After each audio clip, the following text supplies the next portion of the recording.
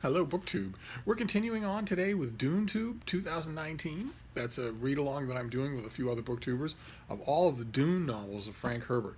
One a month until December, until we're done. We're not reading the spin-off novels by his son and a collaborator.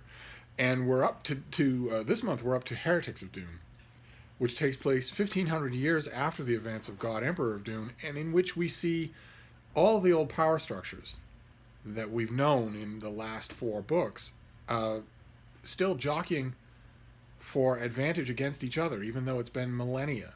The one power structure that's missing is Leto II, the God Emperor of Dune, who ruled for millennia on his own, a completely crushing golden path, a completely crushing exercise of Leto's peace, where he kept all these other powerful societies and entities, the technological planet of Ix, the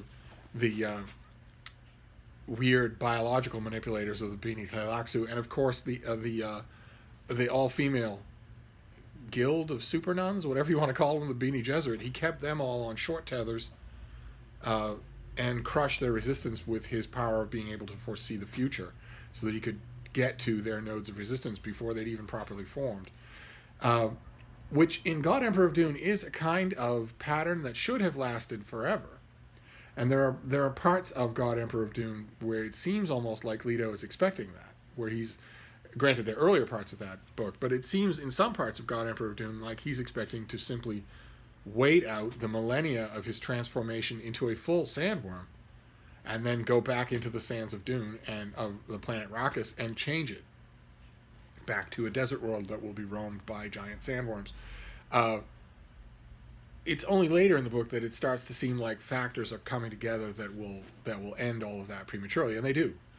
And the the snapback from the long period of Leto's peace was a great scattering of humanity and all of its various different societies and guises out into the outer rim worlds and beyond, and then a return a return of the people of the scattering millennia later.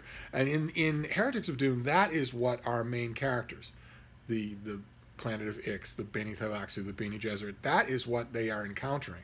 They are encountering people coming back from the scattering. Very different people, very weird, very strange people coming back to the rich pickings of the old Imperium and wanting to set up shop and drive out their competitors. And the main members of the returning humans from the scattering are a group, sort of a funhouse mirror warped version of the Bene Gesserit called the Honored Matres, who have vastly greater numbers and who have something of the Bene Gesserit Prana Bindu command of body and mind, but they are far cruder. They are basically gangsters. And at one point in this book, the leader of the Honored Matres refers to himself as a banker. They keep men as sexual thralls. They kill. They are capable of autonomous violence. In other words, where they can react violently without even being aware of the need for it, just an autonomous reflex like a lizard. And that is portrayed in this book, in the chapters that we've read so far, as a terrifying thing, something that no one, not even a trained Reverend Mother of the Bene Gesserit, can really defend against. But it's also a pathetic thing.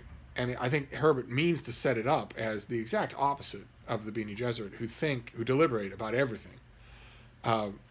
These are not just a version of the Bene Gesserit. We kind of sort of infer that the Honored Matres probably owe their, 1,500-year genesis to Reverend Mothers of the Bene Gesserit who left in the scattering and whose teachings and ways have been perverted over those centuries. But in this book, we mostly get the wheelings and dealings of alliances and quasi-alliances and betrayals between the Bene Gesserit and the Bene Tleilaxu in the face of the growing threat from the Honored Matres, who want to eliminate them, want to wipe them out or enslave them. The Bene Gesserit and the Bene Tleilaxu are completely different. They don't like each other or trust each other. There's a wonderful, electrifying scene where the Reverend Mother Superior, Taraza, has an interview with her with what she, as close as she can come to thinking, is her counterpart among the Bene Tleilaxu, and they start to realize that maybe they can make some sort of distrustful common cause against this enemy that is swamping them all. And against that threat, and also to help with the Bene Gesserit, if you remember from the earlier Dune books, they have a sweet tooth for long-term planning and scheming, especially biological and genetic long-term planning and scheming, and manipulating bloodlines to get results that they want. That is what gives us the Dune books in the first place, because they are carefully cultivating biological bloodlines in order to produce the Kwisatz Haderach, a male version of a Reverend Mother, of a Bene Gesserit Reverend Mother, and one of their own, the Lady Jessica, decides to break with that breeding program, and it brings about catastrophes that very nearly destroy the sisterhood. And they're doing it again. They're at it again in this book. They have spice now. They're not being kept on a short leash by the tyrant, by Leto II. And they are watching bloodlines. They are continuing to get from the Bene Thalaxu Golas of Duncan, Idaho, the swordsman from the original Dune books. That the Thalaxu were producing Duncan, Idahos for the God Emperor Leto, one after another, because Leto, at least Leto said, the main reason was because he enjoyed having the old style, old world nobility and loyalty of Duncan, Idaho around him, as not only his whole world changed, but his biology changed. The Bene Gesserit also want him around, and they keep getting Golas.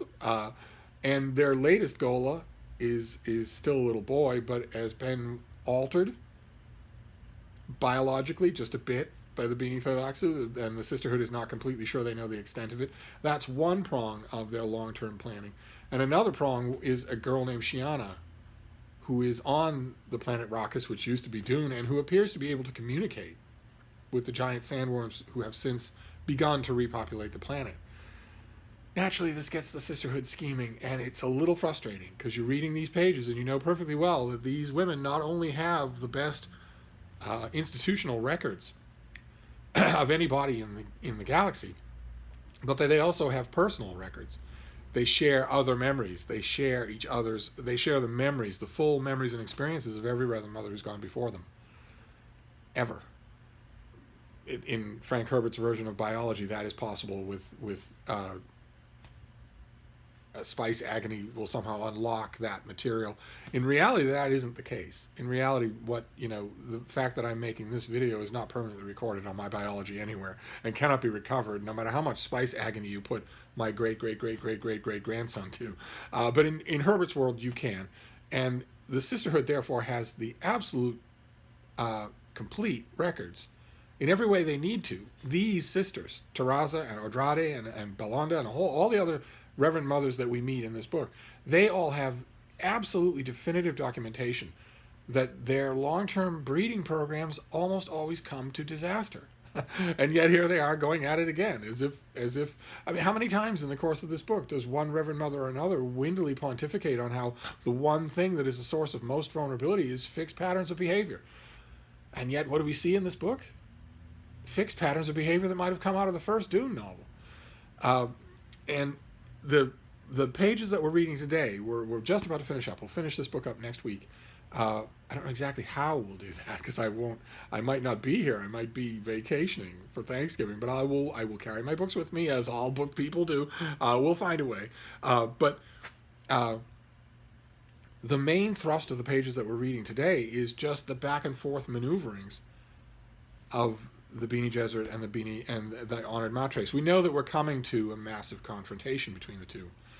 And one of the key players who seems to grow greater and greater, and oh my God, in the final part of the book, the part we'll be reading next week, is he achieves the curveball status that is everything that always happens to the Bene Gesserit. They make all these long-term plans and then curveballs hit them. That they either did plan for and didn't expect so soon, or they didn't plan for at all. And that curveball is one of the main characters in this book, Miles Tegg, who is a 300-year-old military commander that the Bene Gesserit have relied on in many an engagement. A brilliant military tactician and strategist, and someone who they essentially call out of retirement to help them in their hour of need in this book. And he attains a greater prominence, as do a couple of other characters. But in these chapters that we're reading today, there is action. I myself love these books. I just can't get enough of it. But I was rereading these pages for our read along. I was thinking, okay, well, these characters are plotting and planning, and there are scenes that are fantastic where there's tons of tension, and you're getting that Frank Herbert signature thing where you're getting the deep thoughts of all characters, not just one. And it's riveting reading, but during this read along I was thinking, okay, it's riveting reading for you because you really like that sort of thing, but what would a normal reader make of this?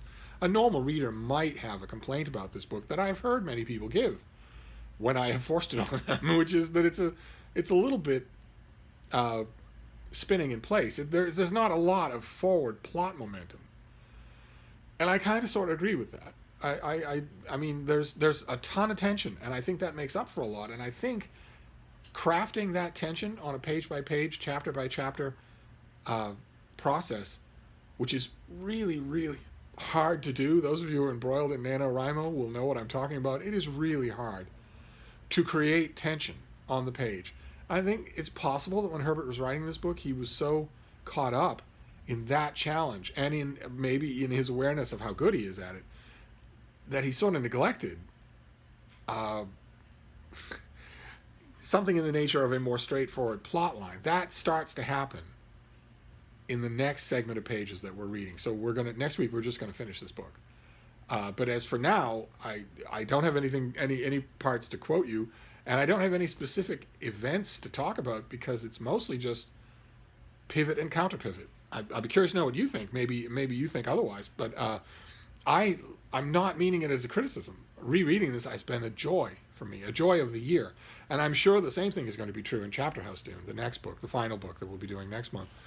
Although it has more of a through plot line, but even so, I'm enjoying this immensely, and and without any, without much in the way of a plot-driven reason why. So I'm going to wrap this up early for now. I just want to know what you're making of this book as you go along, and we will finish it next week. No page assignments of any kind. We're just going to finish this up next time. So I'll wrap this up, but I'll see you soon. Thank you, BookTube.